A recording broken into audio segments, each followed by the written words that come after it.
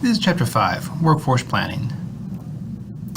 In this chapter, we'll talk about why workforce planning is important, the internal and external factors that affect labor supply and demand, the tactics managers use to remedy labor shortages and surpluses, the advantages and disadvantages of those tactics, how a firm's organizational demands affect workforce planning decisions. We'll explain the impact between environmental factors have on workforce planning decisions, and discuss the legal aspects of the workforce planning tactics companies use.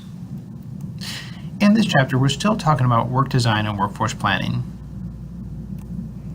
In workforce planning, we're talking about several things that contribute to making sure individuals with the right set of skills are where they need to be at the right time to meet current needs as well as future needs.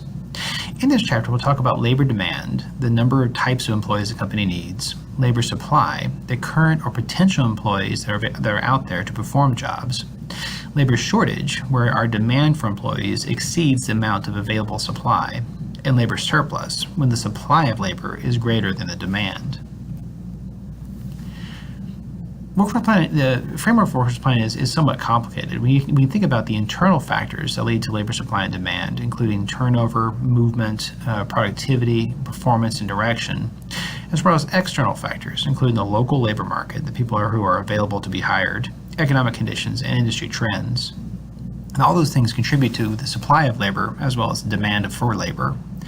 If labor supply exceeds the labor demand, then we have several tactics that employers use to manage this surplus in labor, including layoffs, attrition, hiring freezes, early retirements, promotions, transfers, and demotions. If labor demand exceeds labor supply, then we may think about how do we handle a labor shortage, including employee overtime, asking employees to work longer, contingent labor, hiring people for brief periods, retention methods, promotions, transfers, and demotions, as well as new hires. And when labor supply equals labor demand, then we're at status quo, when we maintain the firm's current employee levels. Internal factors that affect the labor supply and demand are things like turnover, the voluntary and involuntary termination of employees, movements if employees are being promoted or transferred or demoted at certain rates, how productive employees are being, how well the company is doing, and the strategic direction of the company. Is the company moving in a new direction in which we need new talent and new skills that we don't currently have? In terms of employee movements, sometimes employees promote to higher levels, they may transfer from one job to another, or they may demote from a higher level to a lower level of the company. And those movements may lead gaps in positions. I mean, we may have a labor demand within an organization as employees move from one place to another, leaving certain positions unfilled. You can track employee movements through these transition matrices, in which you track where everyone was in 1 year versus where they are in the next year. And then you can see, for example, we had 3 vice presidents 1 year. Then the following year we had 2 remained vice presidents and 1 exited the company. So it looks like we have about a third of our vice presidents have left the company. Likewise, with our managers, it seems to be much more of a significant problem that 1 of our managers went from manager to supervisor, 2 became vice presidents, 3 stayed as managers, and 4 exited the company. By looking at charts like this, we can see where employees at different levels are moving to. Are they moving up? Are they moving down? Are they leaving gaps in in the labor that we have, which may need to be filled through other methods? We can also look at productivity, how productive our employees being, and versus the number of employees that we have. And we can track productivity over time. To calculate productivity, you simply look at the output you're producing versus divided by the number of employees that you have, and that calculates a productivity ratio. As the ratio changes, we may need to either hire new employees or lay employees off, or find methods to make employees more productive. External factors also affect the labor market and labor demand and labor supply for the organization. So we can think about the local labor market being the types of people, the size and composition of the people we can hire. We also need to think about the economic conditions. If it's very high unemployment at a particular time, we may have an easier time hiring individuals than if unemployment's very low. Likewise, the economy is doing very well. It may be harder to hire employees as people may be seeking other jobs and may have many opportunities available to them. There's also industry trends that can affect hiring practices. If we have a shortage of labor, if we have we need more people, or if we're not being, or we need to increase our productivity, there's several methods we can do it if we don't have outside people to hire. So we need more people, we can ask employees to work overtime to increase productivity. So we pay them extra for working longer hours than they're contracted to work. We could also hire people on contingent labors, or hire people just to do temporary work that would stay with the company for a long period of time. If we have a high important contract and we need to increase productivity for a brief period, we might hire people for a brief period of time.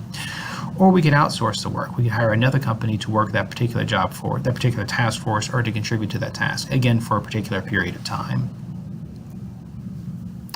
Likewise, if we have issues in terms of hiring individuals, if we have labor shortage, we might try to lower turnover by increasing our recruiting, or increasing our selecting or training for employees, or we might try to make our employees more satisfied. And so if we have trouble keeping employees, if we're encountering a labor shortage where our demand's exceeding our supply, we might try to make our employees happier or give them more benefits where they're more inclined to stay than to leave the organization.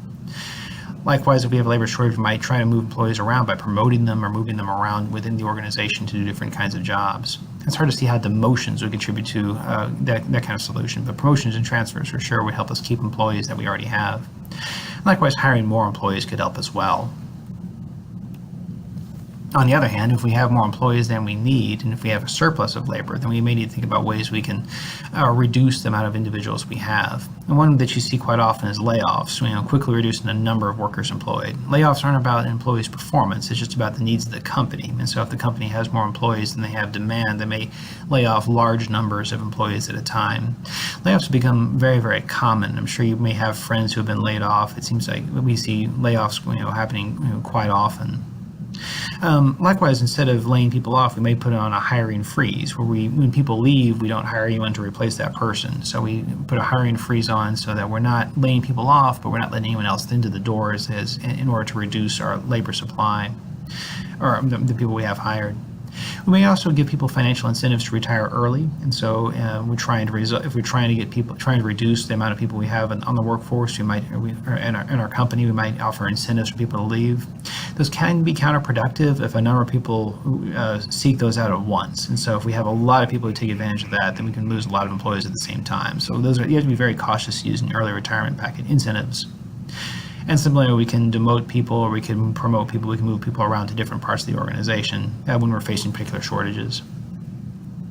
Again, mass layoffs are something that are not uncommon. We can think about in the last 20 years how often we see them. It's about 15,000 different events per year, leading to a number of individuals who lose their jobs. Again, it's not necessarily a personal event. It could be your organization just decides to lay off a certain number of employees, and you wind up being one of those employees. But notice how there was a sharp spike in layoffs in 2009 with the economic downturn, where normally we see 15,000, almost double that to 28,000. It's a lot of people being laid off, almost 3 million people laid off from work. So when we think about how many people we need to hire, when you think about how our strategy, the kind of work we want to do, is going to lead to what kind of employees we need. And if the strategy changes, if our company changes direction, what kind of employees do we need to have, and do we have those employees in place? The kind of company we are is going to have an impact on the kind of labor shortages and surpluses we have, as well as our culture. If we're the kind of culture we don't lay people off, then we may look at other ways of reducing our workforce, like retirement incentives. If we are a culture in which we lay people off, we may not have concerns about laying employees off. And the employee concerns too, and their view of how just the actions we take could influence their willingness to stay in the corporation. If my company lays off a bunch of people and I think the process was unfair, then even if they retain me, I may start looking for other work. The amount of people we have available will also influence the kind of tactics we use. If there's not much in the workforce, if there's not an available workforce out there or labor supply, we may need to just train the employees we have or promote the employees we have. The kind of technology we have too may lead to the number of workers we need. If we could automate tasks that are being done, we may be able to reduce our workforce and so let employees go or put hiring freezes in place. Globalization also will influence the kind of tactics we use, as well as perhaps our willingness to use outsourcing as a way of managing our labor supply and our labor needs. The It's also the reaction the world has and the community has to our tactics. If we lay off a number of employees, that impacts the community. The community may take a more negative view of our organization as a function of that. So when you think about our ethical and social responsibilities, now they may impact the company's goals. And of course, there's regulations about layoffs and plant closings, and there's regulations that need to be followed. And so there's a lot of legal requirements, legal issues that emerge when we do downsizing, particularly. So again, we have to think about how strategy is going to lead us to have expected shortages or surpluses, and how certain groups are going to be critical to corporate strategy and making sure we have enough employees in place to meet those demands. We have to think about the kind of company that we have and who carries out workforce planning. So our characteristics of a company is going to influence the impact of shortages and surpluses. You think about the culture of the company, and are we the kind of company that lays people off? Are we the kind of company that engages in different kind of tactics? And how employees from our company, given our culture, are going to react to these tactics being used? We also think about how employees view the tactics that we use. If they view them unfairly or think that we're being unfair, they may leave the company even if they believe that, even if we retained them, even if they weren't part of the layoff. We could also think about the labor force trends. We're trying to increase the number of qualified employees. If those employees aren't out there, we may need to train the ones we currently have, or do more targeted retention or recruitment strategies. The technology we use may also influence the number of employees we need. If we have technology that automates the services a number of employees used to use, we may have to do a layoff or a hiring freeze and use technology instead of employees. And you see that a lot as automation in the workforce becomes more and more common. Employees may be laid off as robots and machinery takes over the duties they've been doing.